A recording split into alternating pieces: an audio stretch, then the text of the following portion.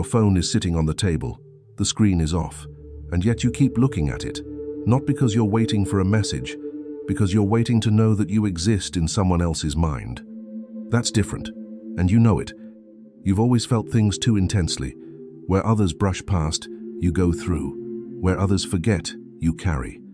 That intensity creates a kind of hunger no one ever explained to you. A hunger to be recognized at the level of what you feel. To be seen, truly seen, by someone who understands what it costs you to be who you are. So you gave, you absorbed, you anticipated other people's needs before they even expressed them, and somewhere deep down, you hoped that everything you were offering would eventually come back to you. That someone would finally decide to truly choose you, maybe not to love you, but to need you. It wasn't naivety. It was a survival strategy built early on, in a time when being loved conditionally felt better than not being loved at all. Then something broke, not shattered, broke, quietly, like a foundation cracking beneath your feet. You didn't choose to change. You reached a threshold your psyche crossed on its own, when it no longer had the resources to keep going. The waiting stopped, not because you got what you were looking for, but because you no longer had the strength to keep looking. And that's when the question appeared, the one you may not even dare to fully ask. Am I healing, or am I becoming cold? That inner silence doesn't feel like healing. It's not light. It's strange, almost cold, filled with a distance you never planned and don't yet know how to name. Carl Jung spent his life mapping this territory. He discovered that when the need to be loved stops driving your life, not through wisdom but through exhaustion, something fundamental reorganizes within you. He called this process individuation, not an elevation, a passage into a way of being where you no longer borrow from others the permission to exist. This passage is unsettling. It can be isolating. It's often mistaken for coldness, withdrawal, even arrogance. But what this video is going to help you understand is why what you're going through might not be a shutdown at all. It might be, for the first time, your psyche refusing to betray itself. And the difference between those two paths, between true autonomy and a shell built on unhealed wounds, is thinner than most people think, and more decisive than anything. The origin of a hunger. Before understanding what happens when the empath no longer needs to be loved, you have to understand where that need came from, not on the surface, at the root, because most explanations stop at describing the symptom without ever tracing it back to its origin. And without that root, what comes next can't be fully understood. The need to be loved in an empath is not a personality weakness. It's not a lack of self-confidence in the usual sense. It's a psychological survival system that formed very early, often in a childhood where love wasn't freely given, but earned. Earned through performance, through being easy, through the ability to sense what others were feeling and adapt to it before they even asked. The hypersensitive child quickly learns a silent equation.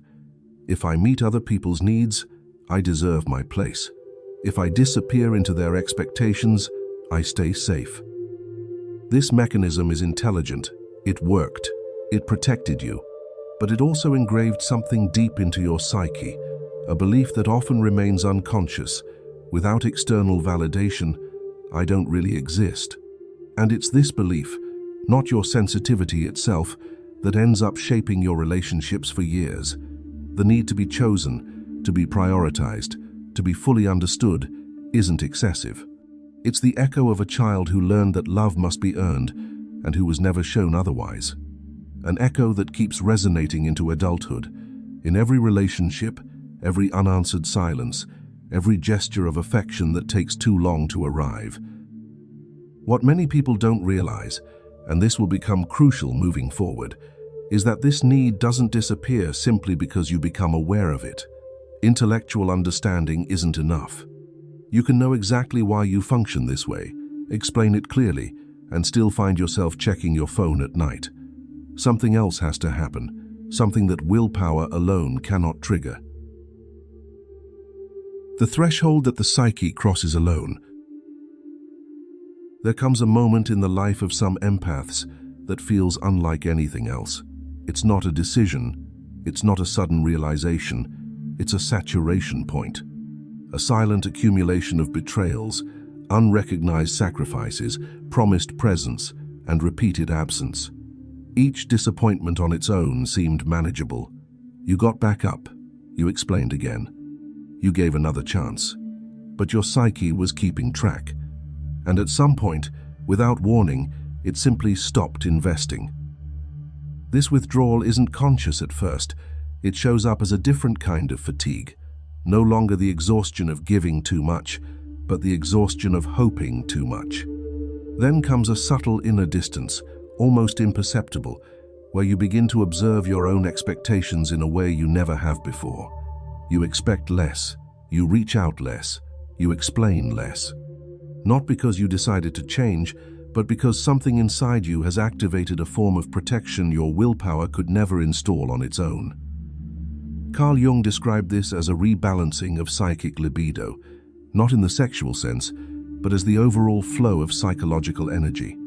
When emotional investment is repeatedly met with no return, the psyche eventually redirects that energy inward. It's not a moral choice.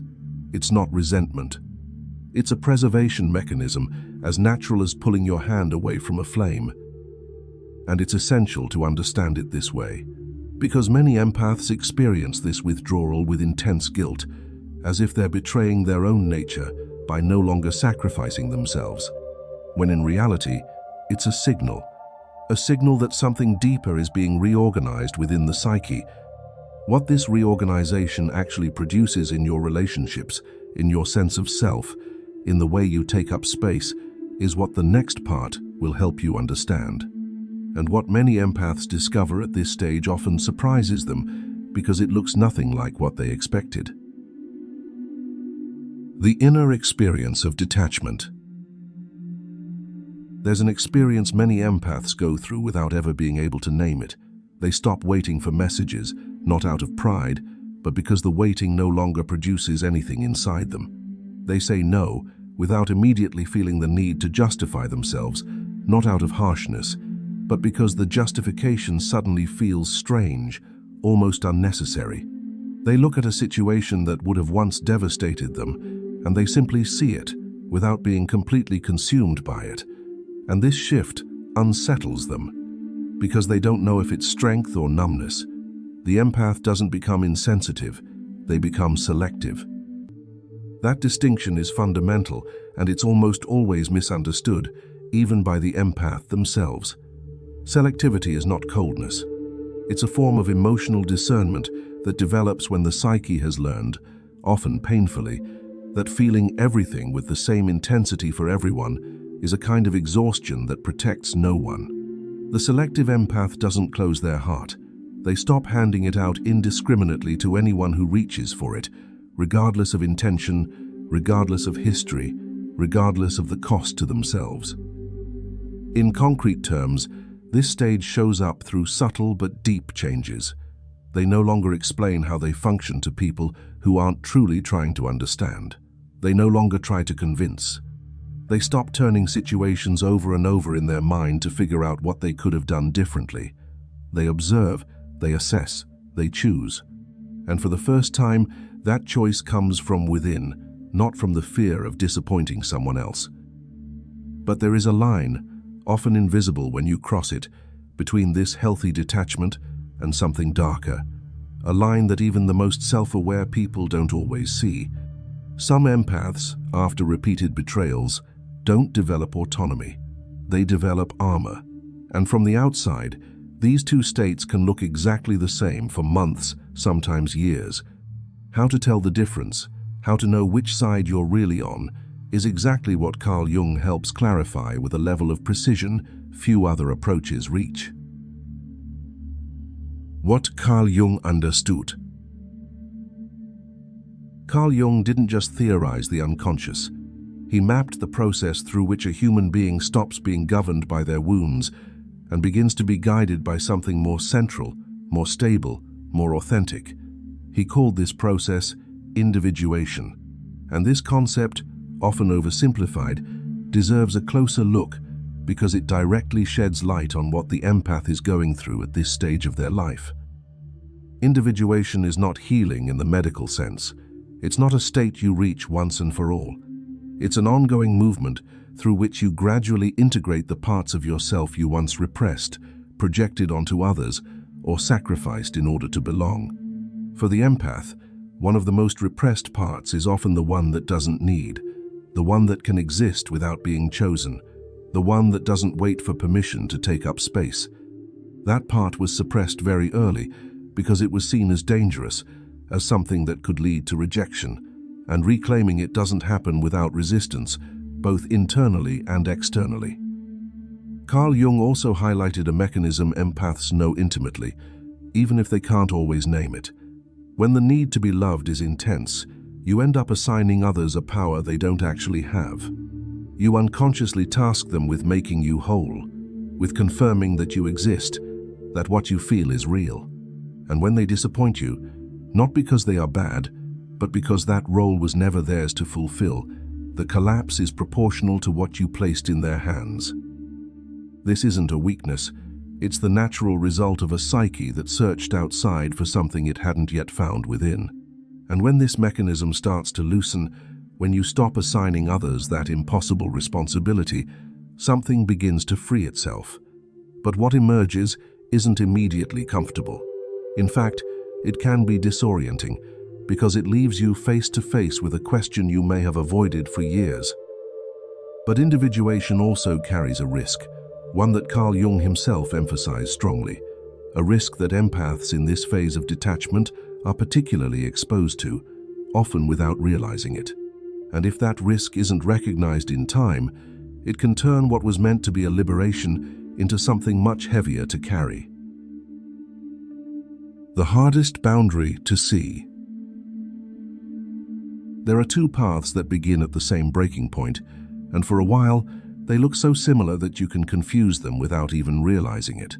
The first is emotional autonomy. The second is psychological armor. One is an opening toward yourself. The other is a closing off from the world, disguised as strength, as wisdom, sometimes even as awakening. The empath who develops real autonomy continues to feel. They simply choose where to place their energy, who they open up to, what they consent to. They no longer need to be loved in order to act, but they remain capable of deep love, real intimacy, and chosen vulnerability. They can be alone without feeling abandoned. They can be misunderstood without desperately trying to explain themselves, and they can let someone new in, not out of need, but out of genuine desire. The empath who develops armor, on the other hand, stops feeling as a protection strategy. They confuse peace with absence. They interpret their detachment as superiority. They observe others with a distance that looks like clarity, but is actually systematic distrust. They withdraw not toward themselves, but away from anything that could touch them again. And over time, they end up in an isolation they call independence, but that quietly costs them what matters most. The difference between the two doesn't show up in the big moments. It reveals itself in the details, in the way you speak about people you once loved, in the presence or absence of cynicism when you talk about past relationships, in your ability to recognize your own part in what didn't work, without blaming yourself entirely, but without placing everything on the other person either, in the quality of your inner silence. Is it inhabited or is it empty? Is it a presence with yourself or an absence from the world? Carl Jung described this risk as ego inflation. When individuation goes wrong, when it isn't accompanied by a true integration of the shadow, those darker, vulnerable, uncomfortable parts we'd rather not face, a person can develop a sense of superiority that is, in reality, just an old wound turned inside out. The empath who believes they are above the need to be loved isn't free. They've simply moved from dependence to defense, and that defense comes with a cost that isn't always visible at the moment it's built. What that cost is, and more importantly, what remains possible once you realize you're there, is exactly what the final part will bring into the light. Most empaths don't see it while they're building that defense. They feel it later, in ordinary, unexpected moments. In a conversation where someone opens up to them in a real way, and they realize they no longer have access to the same depth they once had. In a shared silence that should feel soft, but just feels empty. It's a subtle inner dryness that eventually gets mistaken for maturity. So the real question is not whether you still need to be loved.